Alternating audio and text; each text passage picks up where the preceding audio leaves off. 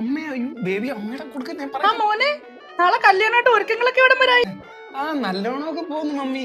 മമ്മിയാ നീ എന്തുവാടാ കുറച്ച് മുന്നേ വരെ എന്നെ വിളിച്ച തള്ളേന്ന് മൂദേവി വന്ന് കേറിയില്ല. അതിനു മുമ്പ് എന്റെ കൊച്ചിനെ എന്റെ അടുത്തുനിന്ന് മാറ്റാൻ നോക്കുന്നു. ഇവരെന്തോന്ന് ഇത് കെട്ടി കേറി വന്നില്ല. അതിന് അമ്മ പോയി തുടങ്ങിയ മമ്മി.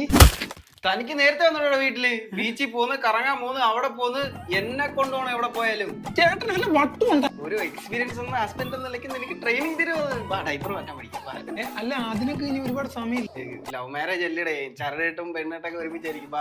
പിന്നെ എനിക്ക് കവരയിന്ന് ഒരു ബെഡ്, AC, പിന്നെ ഒരു സ്പീക്കർ, ഇത്ര സാധനം മേടിക്കണം കേട്ടോ. സ്പീക്കറാ അതെന്തിനാടാ? സ്പീക്കറൊക്കെ മേടിക്കട്ടെ നമുക്ക് രാത്രി കിടന്ന് ഉറങ്ങണ്ടേ.